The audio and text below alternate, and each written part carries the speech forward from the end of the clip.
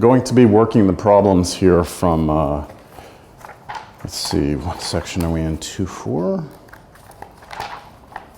Yeah, 2.4, product and quotient rules. And just going to remind you that I do it a little different than the book does it. So throughout my explanations here, I'll be using the product rule.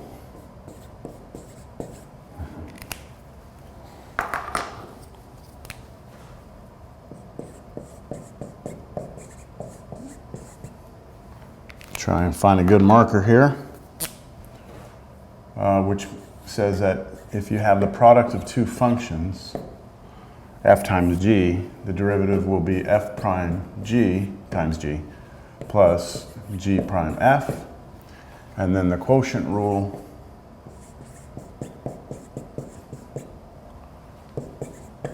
says that if you have f divided by g and you need to take the derivative, it's f prime g minus g prime f all over g squared. So those are the rules I'm going to be using. That's the format of the way I'm going to be using them. And yeah, let's do it. It's Monday morning, all right? So cut me some slack. I had a good weekend, so a little tired today. All right, so number one, find the derivative of, they give you f of x equals parentheses 1 plus 2x squared times x minus x squared. They say find this doing it two different ways. First of all, the product rule, and then the other way is just to multiply it out and take the derivative. So what I notice first of all is that this function f is the product of two functions. And I could use f and g again, but it's already called f. So I'm going to call this the g function here. That's everything here.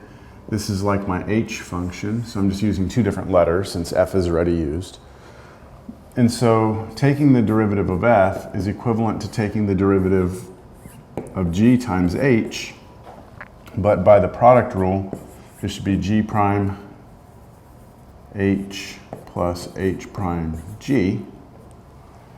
And so if I write this out slowly, all right, since this is our first problem, I'll say f prime x is going to be the derivative of g, so it's going to be the derivative of this, right, times h, so h without any derivative, plus the derivative of the h, so the derivative of that, times the g without a derivative.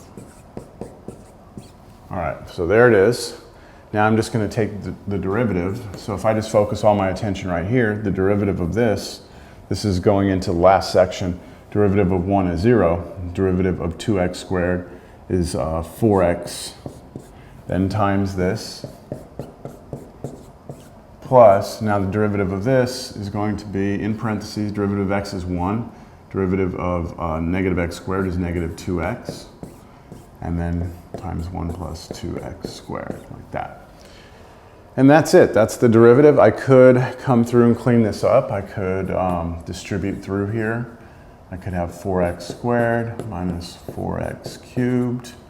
And then here I could multiply this, expand this out. I would get plus, let's see, 1 plus 2x squared minus 2x minus 4x cubed. So that's what I get when I multiply all that out. Then I could collect like terms together. It looks like I'm going to have negative 8x cubed. That took care of those. And then x squareds, I have 4 of them and then 2 of them, so 6x squared. Done with those. And then I have a minus 2x. And then I have plus 1. So that would be my derivative. Now that's doing it the first way. The other way they suggested was just to show you that without using the product rule for this problem, we could still get the same answer. So why don't we start in the very beginning and just distribute. So forget the g and the h, just multiply this out. You'll get x minus x squared, let's see, plus 2x cubed minus 2x to the fourth, like that. And if I take the derivative of this, okay, so take the derivative of that using last class, derivative of x is 1, derivative of this is negative 2x, derivative of this plus 6x squared, and then minus 8x cubed. And that matches up with that, so we get the same answer. Now, I would argue that this is probably a little easier, but there are going to be problems where we can't do this, and so it's worth our while to know the product rule, as you'll see as we move on. All right, number 2.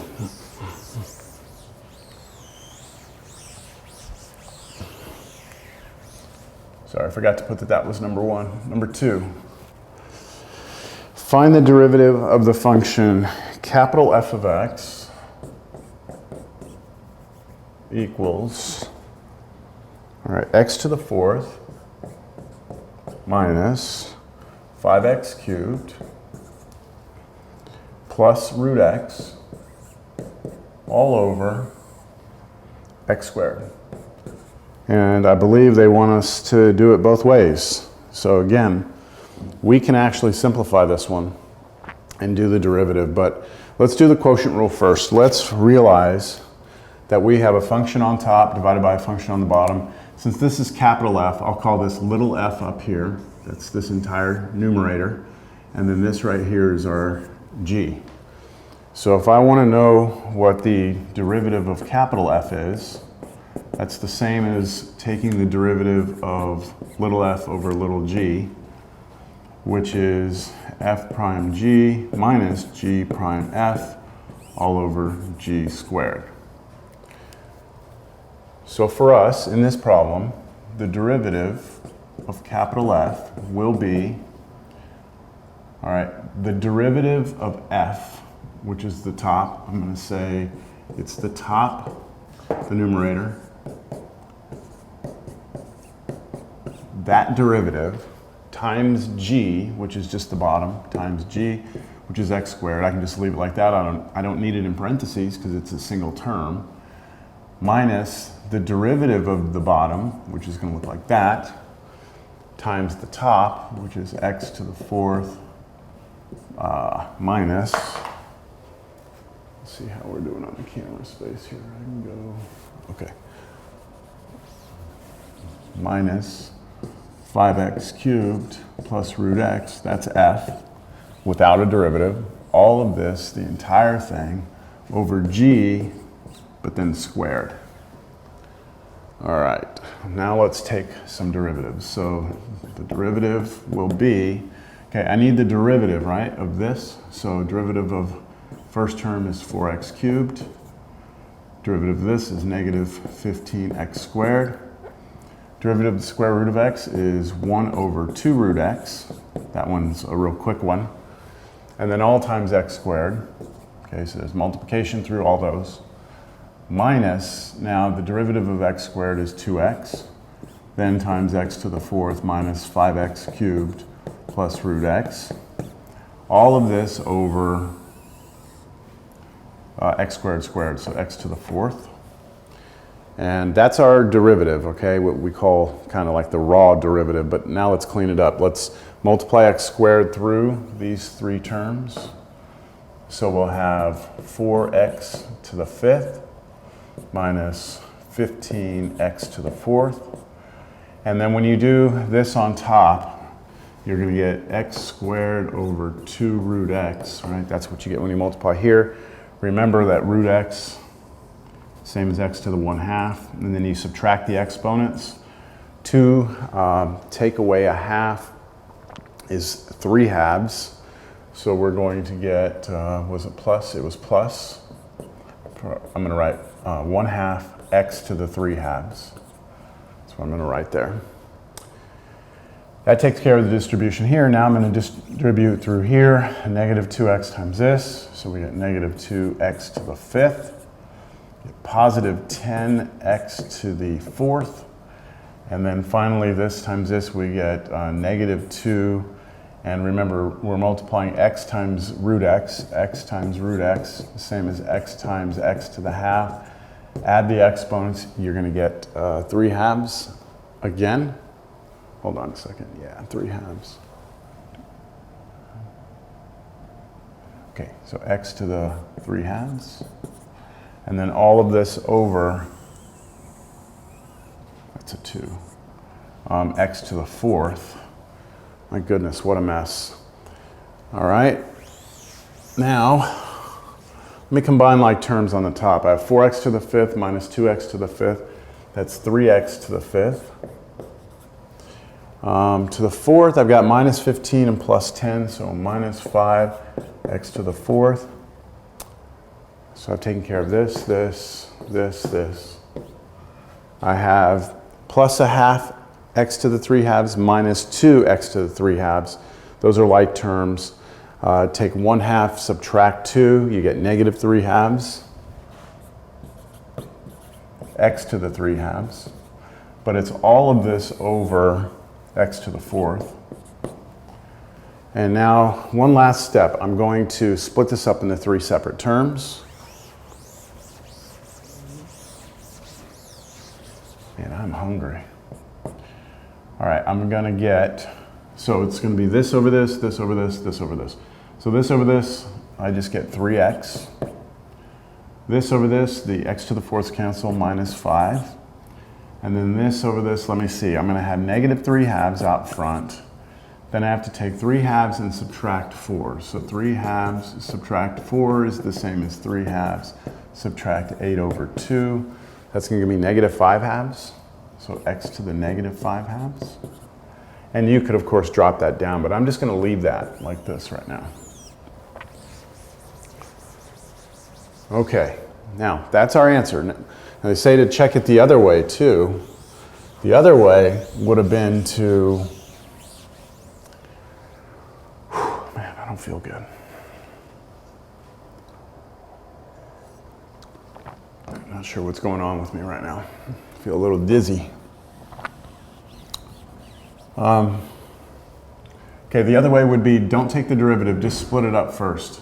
Just rewrite it. This over this, this over this, this over this, then take the derivative. So we would have had x squared minus 5x and then plus x to the, remember this is x to the half here. X squared, you go 1 take away a half is, 1/2 take away 2 is going to be x to the negative 3 halves. And then we take the derivative. So,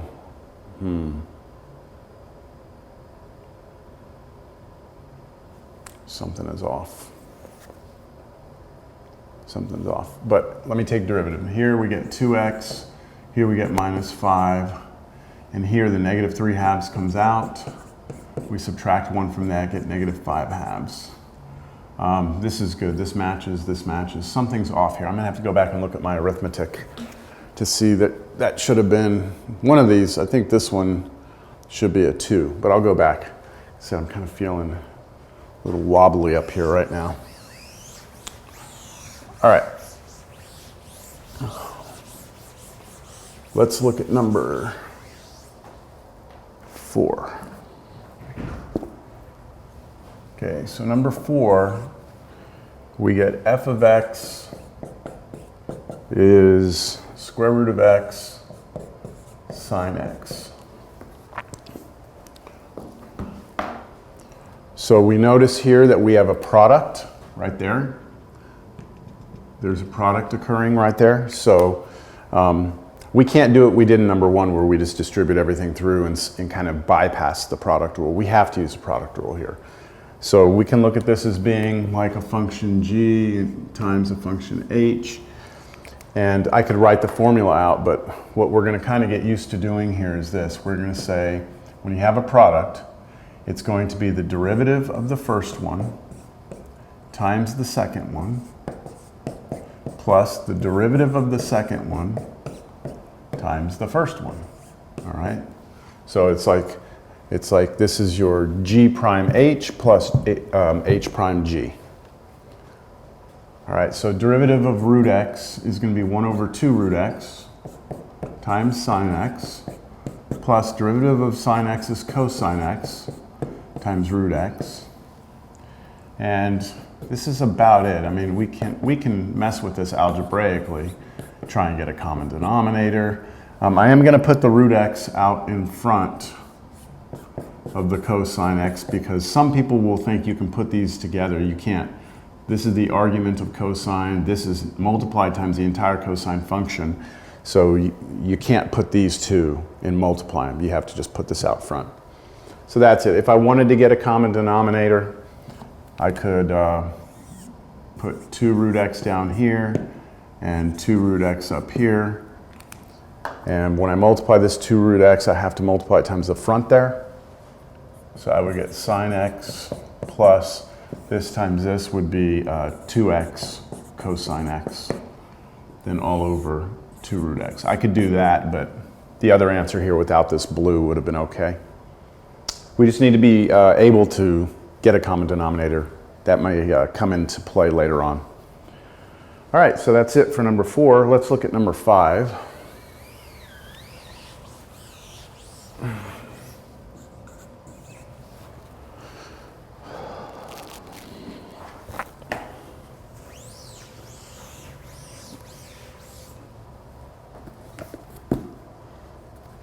Capital F of y, so they're using a different variable here, is 1 over y squared minus 3 over y to the 4th times y plus 5y cubed.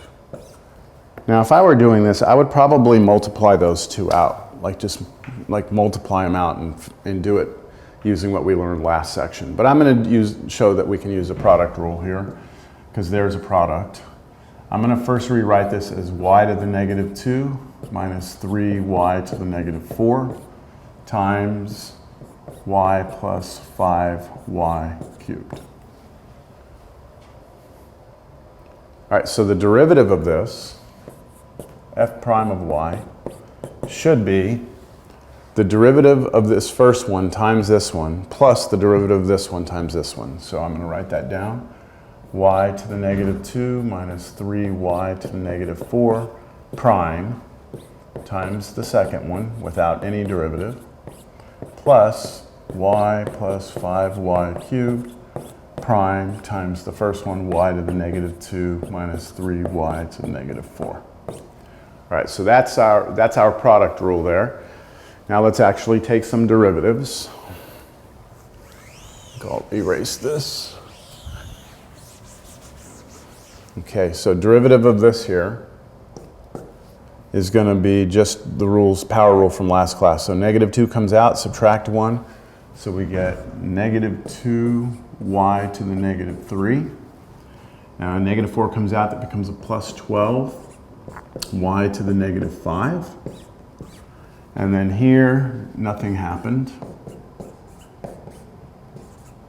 Plus, now derivative of this, which is 1 plus 15y squared.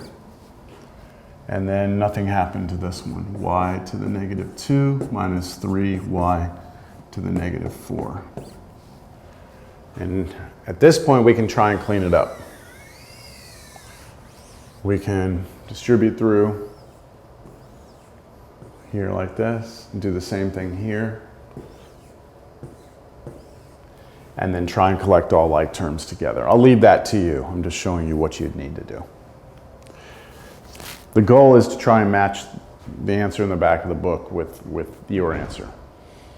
All right, let's look at number 7.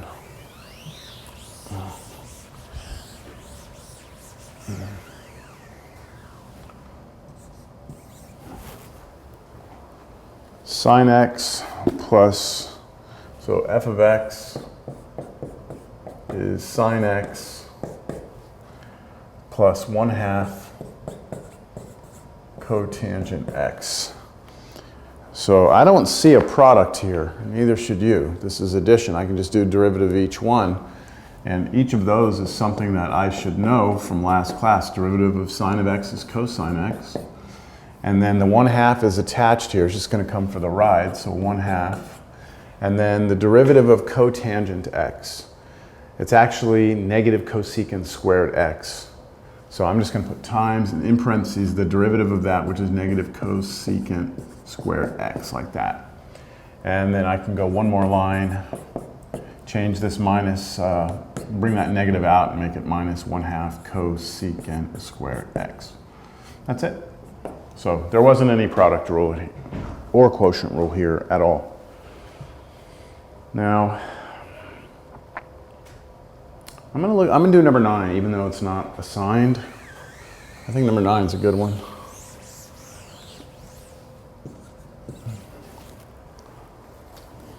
You have h of theta, so they're using a different variable here, equals theta cosecant theta minus cotangent theta. Now, the reason I kind of like this one is because you have a product right here. This is a product, and this is a variable, not a constant, so it's not just attached, it's not just going to come along for the ride. This is like x. And because of that, we have to apply the product rule there. Now this right here, there's no product, so we're just going to take derivative of this straight down, but we will need the derivative on that part. So the derivative of h should be a product rule here, which is the derivative of the first one times the second one, plus the derivative of the second one, here it is, times the first one. So there's your product rule on that. Then minus the derivative, just the derivative of cotangent theta, all right? No product rule or anything. So what is the derivative of theta? Well, that's like saying what's the derivative of x, and that's 1 times cosecant theta, plus, now the derivative of cosecant theta should be negative cosecant theta cotangent theta, so you gotta look that up, negative cosecant theta cotangent theta, but then times theta still. And then you have the derivative of cotangent theta, which is negative cosecant squared theta. All right, that's pretty much it. This is cosecant theta. This theta right here comes out front, minus theta cosecant theta cotangent theta. And then right here, a minus minus becomes plus cosecant squared theta. And that's it. You notice that they all have a cosecant in it. You could factor a cosecant out, but I'm just going to leave it like that. All right, let's look at number 12.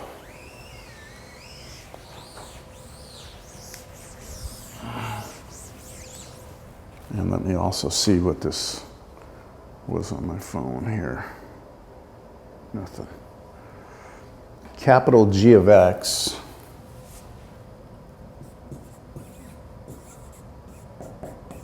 equals x squared minus 2 on top over 2x plus 1. All right. Now you cannot split this up like we did like number 2, where you could split it up and skip the quotient rule. You have to use a quotient rule here. So your numerator here, I'm going to call this f, little f, call this little g, so we have a quotient. So the derivative, remember, if you have f over g, the derivative is this.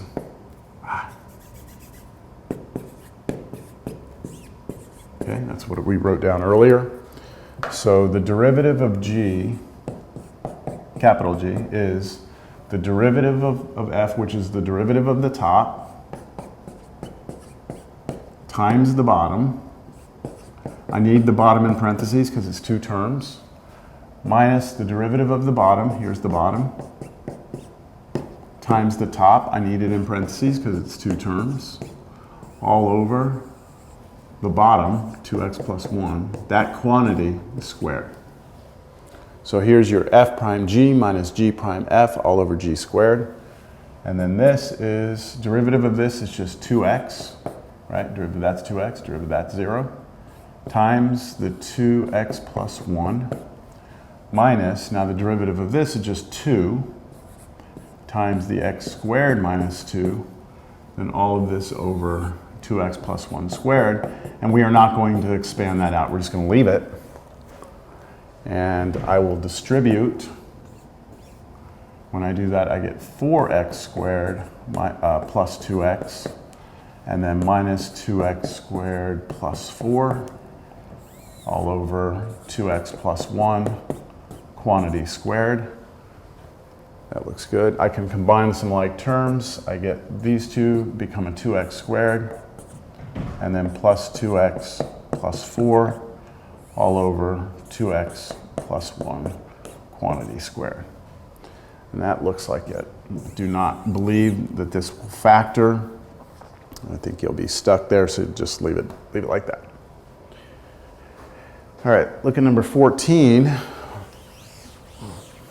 I encourage you to do all these problems, like do number 10, do number 11, do number 13. I'm just doing the minimum of what you should do here. 14.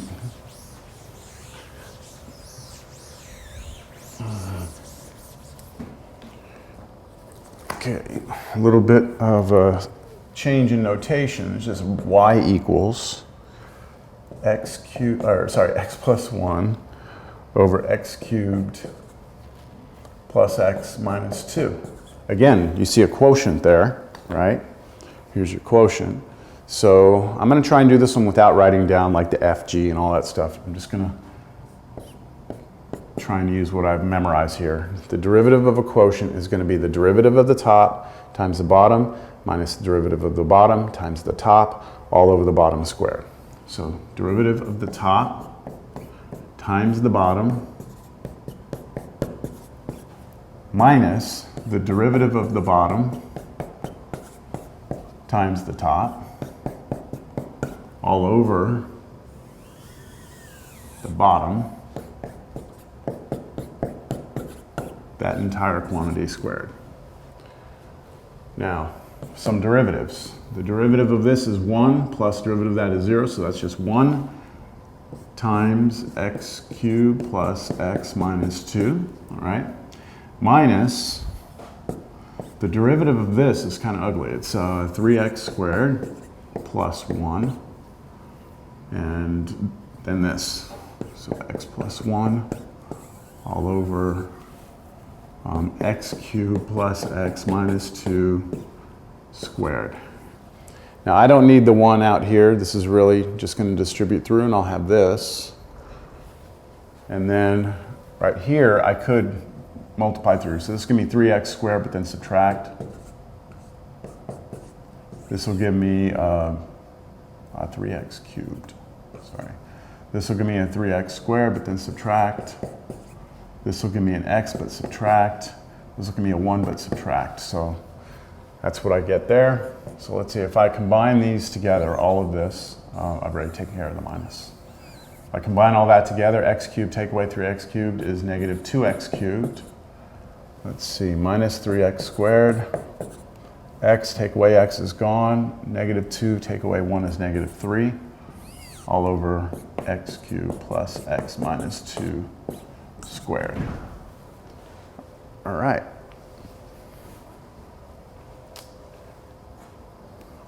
All right, let's look at number 15.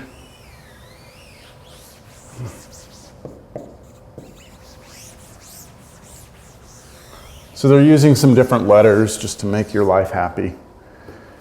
Y is equal to v cubed minus 2v root v over v. Now, if I were doing this problem, I would split this up into two fractions and use power rule. That's what I would do. Because quotient rule, although it will work, you do have a quotient, it's going to be a little uglier, I think. So how do we want to do this?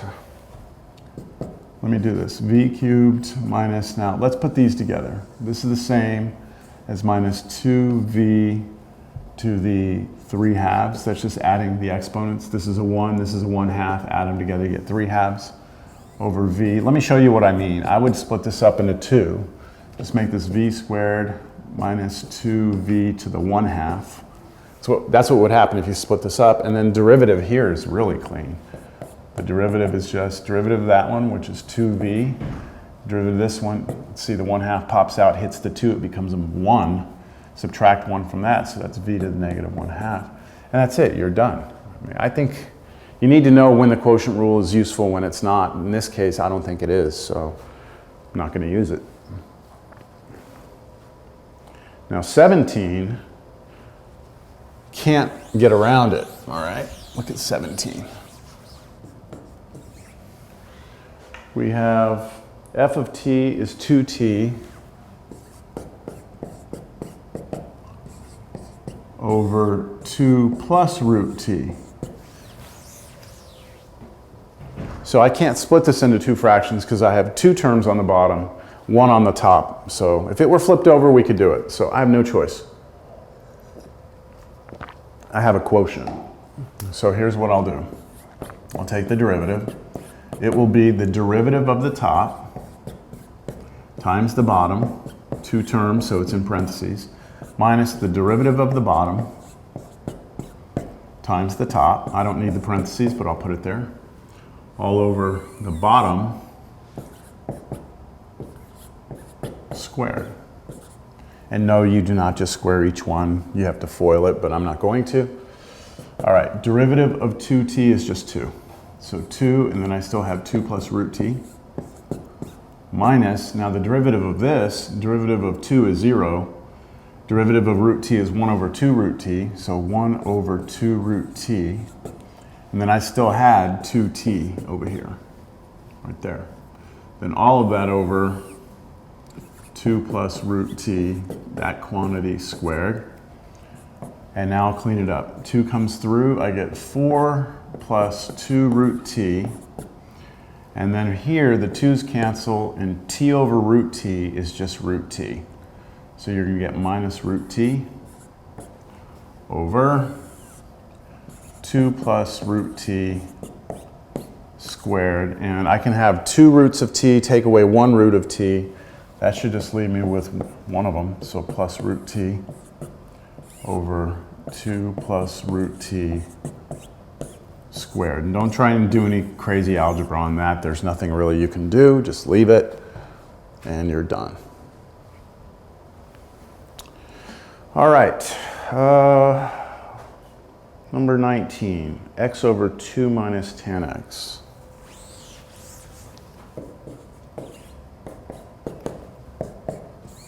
Two minus tan x. Same story here. You are not allowed to split this up into two fractions. So you've got to go with the quotient rule. So the derivative of this will be the derivative of the top times the bottom minus the derivative of the bottom times the top all over the bottom squared. All right. Derivative of this is just 1, so we're just going to have 2 minus tan x minus, now the derivative of this, derivative of 2 is 0. Derivative of tangent x is secant squared x, but it's minus. So I have minus negative secant squared x. Then I still have an x out here, times x all over 2 minus tan x, which is 2 minus tan x. And then I have a negative becomes a positive. I have an x out front, so we're going to have plus x secant squared x all over 2 minus tan x quantity squared. I forgot to put quantity squared here. That looks good. I'm wondering if we could do some pre-cal stuff on that to make that look better.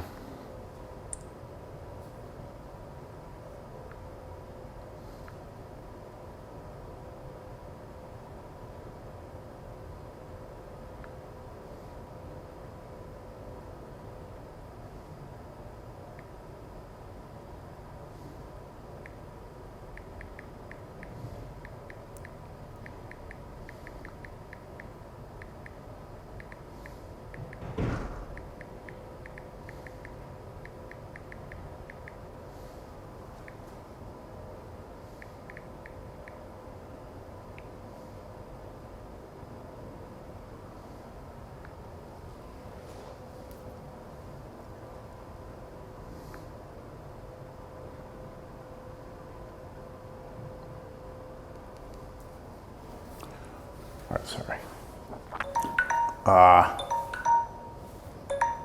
Just hang tight for a second.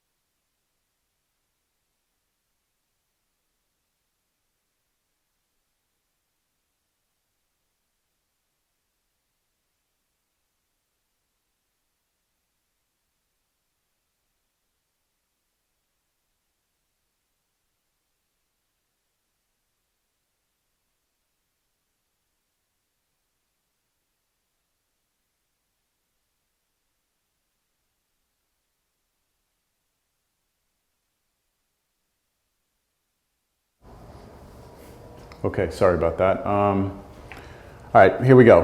Back on 19, it was simplified all the way. I looked in the back of the book, and that's the way they wanted it, so that's good enough. All right, so quotient rule again here. Trying to get a pattern here. Derivative of the top times the bottom. It's almost like a little jingle. Minus derivative of the bottom times the top all over the bottom squared. All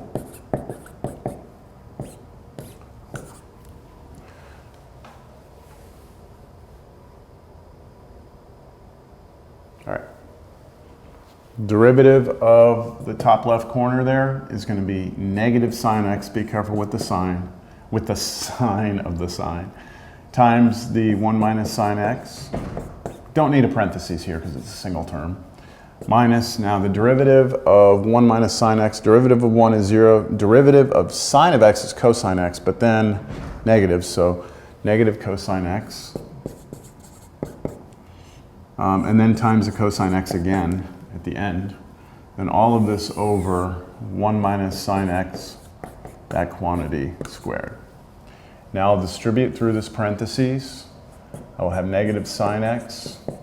I'll have plus sine squared x. And then, look at this. Minus minus is plus, cosine times cosine is cosine squared x. And do you recognize that from pre-cal? I hope so. Sine squared x plus cosine squared x is 1. That's one of the big identities. So I could clean it up a little bit more and put negative sine x plus 1 over 1 minus sine x. Oh, I see something else. Quantity squared. And notice that if I rearrange the numerator, that's 1 minus sine x over 1 minus sine x quantity squared. And that's the same as having something like u over u squared, right? It's the same thing right here. So that's just 1 over u, right? One of the u's cancels. So this is going to turn into, put it down here, 1 over 1 minus sine x. There we go. Interesting that it does that. I just looked at the answer a second ago. I don't remember seeing that. What number was this? Oh, 20. It's not in the back. Never mind. I must have been looking at something else. All right. Let's take a look at...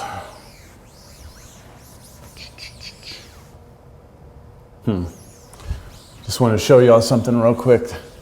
That answer is just so clean. It's weird that we get that answer from that, right? Our answer is 1 over 1 minus sine x, which is actually less complicated looking than that. So let me just show you something. I'm going to mess with this real quick. I'm going to multiply like this. I'm just curious what's going to happen here. I'm just messing around. No promises that this is going to make things better. If I multiply this through, I did like a conjugate. On the top, I get cosine x, 1 plus sine x. And on the bottom, I get 1 minus sine x squared. That's what happens when I do that. And 1 minus sine x squared, well, that is cosine x, isn't it? Cosine squared x, right? Because we have sine squared x plus cosine squared x is equal to 1. So if I take that to the other side, 1 minus cosine squared x is cosine squared x. One of these cosines cancels. And so I'm left with 1 plus sine x over cosine x. And I can turn that into two terms. 1 over cosine is secant x, and sine over cosine is tangent x. And now if I take the derivative, right? If I take the derivative, this is just y rewritten. If I take derivative, I get secant x, tangent x. That's the derivative of secant x, plus secant squared x is derivative of tangent. And I can factor secant out. Tan x plus secant x. Yeah, well, that doesn't look like the answer I had a second ago. I know it is right, but this is the answer we had earlier. Was it? No, it was minus.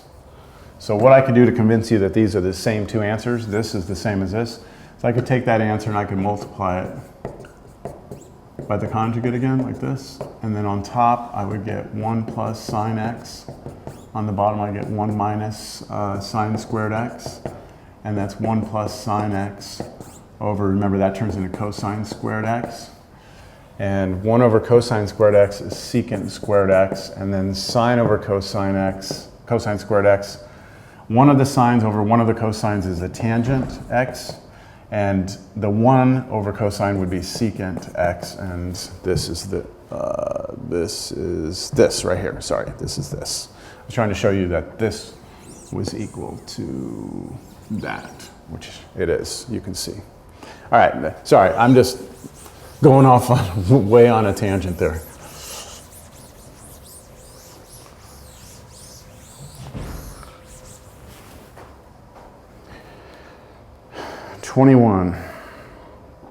I think 21 is enough like the previous two that I'm going to let you mess with it.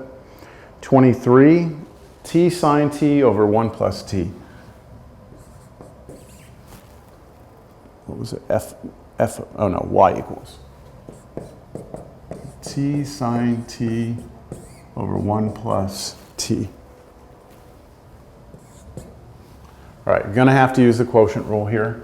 The derivative of this will be the derivative of the top times the bottom minus the derivative of the bottom times the top all over the bottom squared.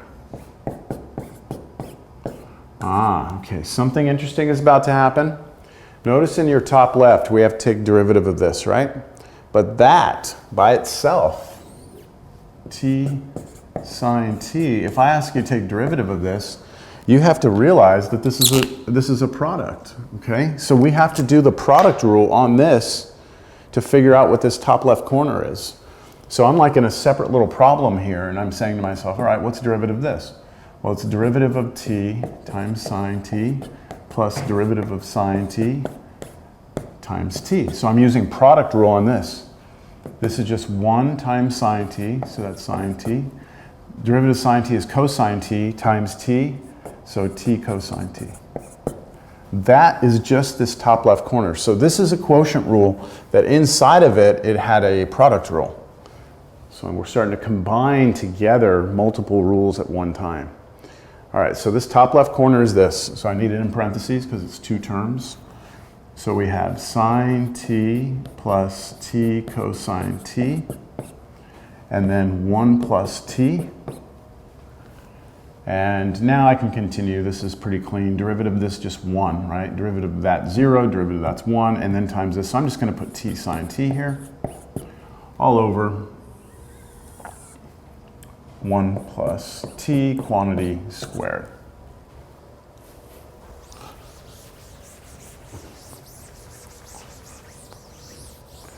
All right, now I'm going to clean this up. This is going to be like a foiling in here. So I have sine t plus t sine t plus t cosine t, and then plus t squared cosine t. All right, so that's what I get when I do this. And then I still have minus t sine t. Where am I? Here we go. All over 1 plus t quantity squared. And I do get the t sine t right here and that one to cancel. And so my final result should be sine t plus t cosine t plus t squared cosine t all over 1 plus t quantity squared.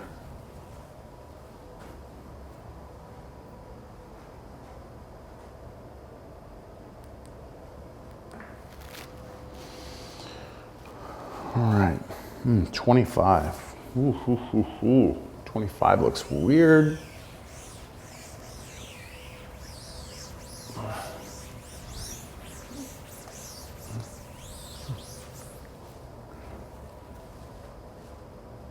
F of x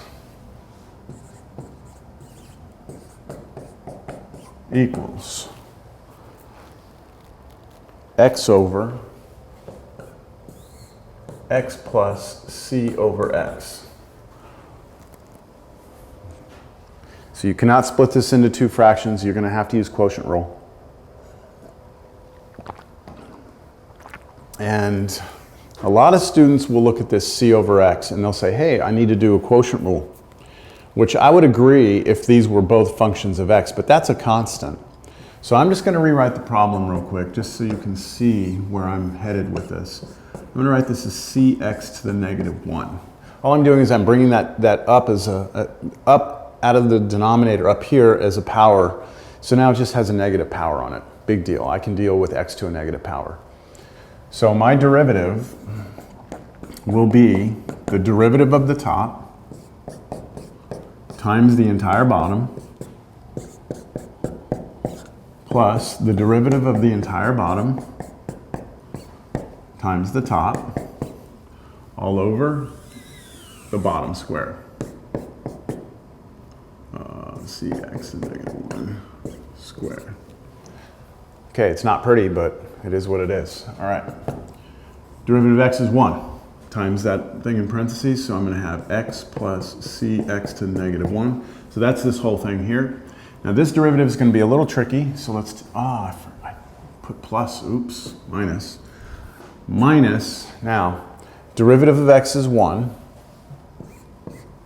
Now derivative here, remember that's a constant. This is x to a power. So the power comes out. That's going to turn that into a negative c x to the negative 2. But then I still have times x. And then all of that over x plus cx to the negative 1, that quantity squared. And this is, let's see here, x plus cx to the negative 1. Let's distribute the x through. Okay, so the x goes to here, I get x, but then I subtract. And then x goes to here, So remember, we're going to add exponents. This is a 1, that's a -2, and we add them, we get -1. I'll have a -c, x to the -1, but then change the sign. So plus cx to the -1 over x plus cx to the -1 squared. Now these cancel, and I have 2 of these. So I have 2cx to the -1 over x plus cx to the -1 squared. Now, I'm curious to see if that's the way they left it in the back. And one of your goals will be to make it look like the back of the book, just to practice your algebra. Let me see here. 2, 4. This is number 20. Yeah, so I'll tell you what their answer is here. It's really different. So their answer in the back is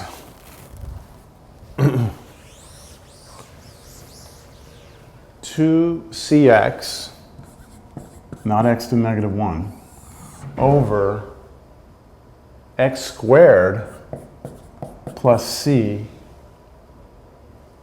squared.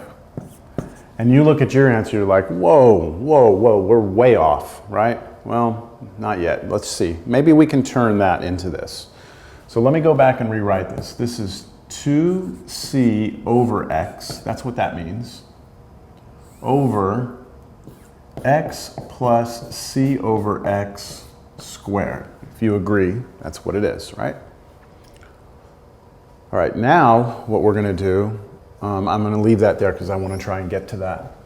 What I'm going to do is in the denominator, I'm going to get a common denominator. So look right here. With these two, I'm going to get a common denominator. So look at x over 1. I have to introduce an x on the top and the bottom. So that'll become x squared plus c over the common denominator, which is x now. But all of that is being squared. So I just put these two together. And now, because I'm squaring a fraction, I can actually square the top and bottom separately, can't I? So I can do this. And now take a fraction divided by a fraction and flip it. So when you flip it, the x squared comes up here, and then the x squared plus c squared comes down here, so that's gone. And then one of these x's cancels with one of those x's, and you'll have 2cx over x squared plus c quantity squared. So they are the same answer. I would accept that on a test, but you need to be able to get from there to here algebraically without any trouble. All right, like in other words, that shouldn't be like too far of a stretch for you to go from that to that. All right, 27.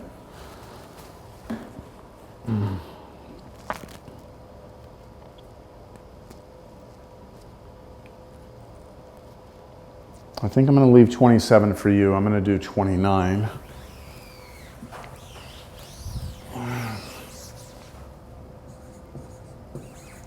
On 27, 29, and 31, we're getting back to finding the equations of tangent lines. So now we can find tangent lines, but now we're using different way to take derivatives. So find the equation of the tangent line to the curve at the given point. So y is cosine x minus sine x.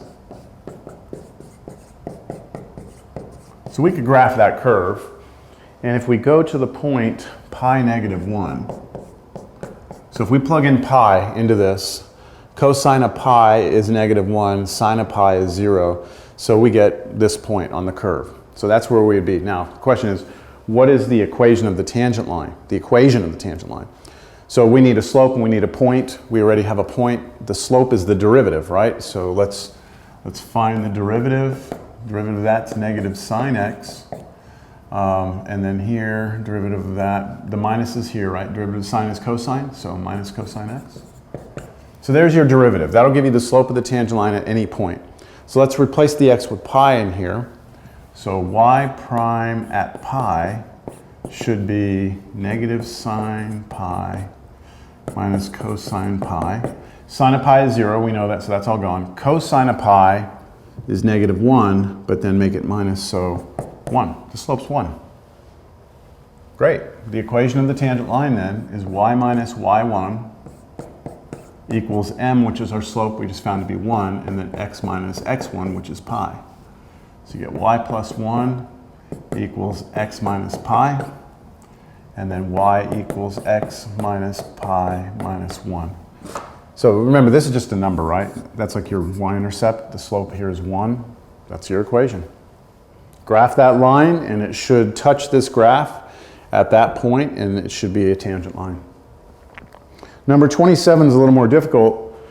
Well, it's the same concept, but the derivative, you're going to have to use quotient rule. And we've done one like that a little bit, so I'm going to let you kind of suffer through that. I am going to look at number 31, which is an interesting problem. You have a weird looking function. Y equals 1 over 1 plus x squared. Yeah. And the graph of this curve is called the witch of Agnesi. And at this point, -1, 1/2. So if you plug in -1 into this, you get 1/2. We want to know the equation of the tangent line. All right, so we need the derivative. Well, this is kind of weird because we do have a quotient, right? We can't split this into two fractions. So I'm going to have to use a quotient rule. Derivative of the top times the bottom minus the derivative of the bottom times the top all over the bottom squared. And notice the derivative of the top is 0, which kills off this whole thing. It's going to go away.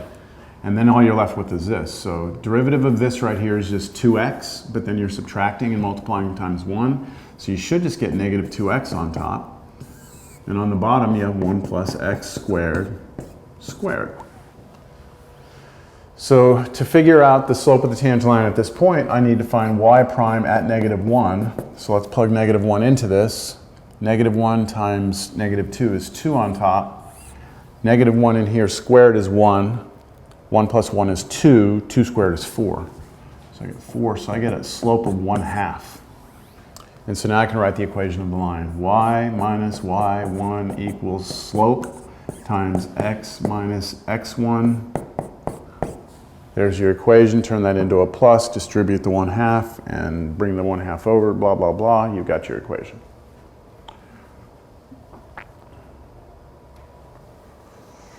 All right. Getting kind of burned out here. Got a few more to go. 33. And some of these I need to leave to you to see if you can figure out on your own. I can't show you every single thing. 33. You have f of x equals x squared over 1 plus x, and you're asked to find f double prime of 1. We want the second derivative, and then we want to plug 1 into it. So we're going to have to take derivative of this twice. So the first derivative, we're going to have to use the quotient rule, right? So it's the derivative of the top times the bottom minus the derivative of the bottom times the top all over the bottom squared, which is, derivative here is 2x times 1 plus x minus derivative of this is 1, so minus x squared over 1 plus x squared. Let me clean it up. 2x minus 2x squared, or plus 2x squared minus x squared all over 1 plus x quantity squared, which is, nothing cancels. 2x, then just plus x squared over 1 plus x squared. All right, that's our first derivative. Now we take the derivative again. So when we do the derivative the second time, We have a new quotient rule, new functions. So the second derivative of the f function is the derivative of the top. So here's derivative top times the bottom. Now look at the bottom. Minus, this is the part that's going to be messy, the derivative of the bottom, but the bottom is 1 plus x, that quantity squared. I want the derivative of that times the top all over the bottom squared. The bottom squared is 1 plus x squared, squared again. Yeah, this is a good problem. All right, this derivative is pretty clean. Okay, derivative of this is just going to be 2 plus 2x, and that's it. But this one is not so clean because it's 1 plus x squared. So let me actually square that. We would have 1 plus x times 1 plus x, and if we did our FOIL, we get 1 plus 2x plus x squared. That's what that would be if we expanded it. Then we need the derivative. So the derivative of this would just be, I'm going to go ahead and write this out. This is equal to, let me do that derivative. It was 2 plus 2x times 1 plus x quantity squared minus. This was this, but then take the derivative, you get 2 plus 2x. All right, that's all you get.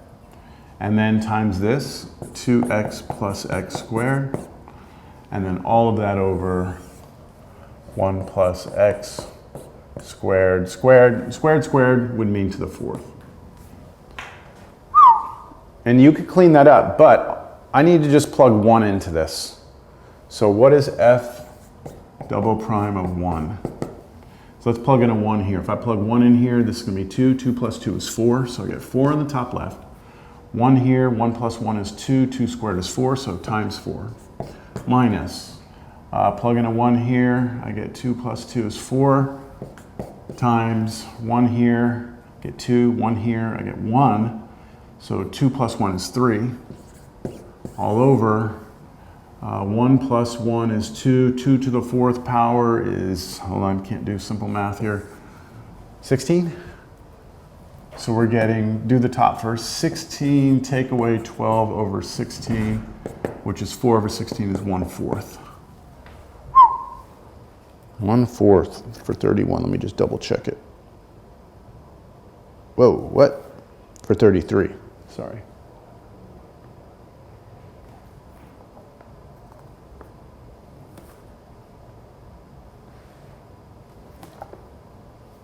Okay.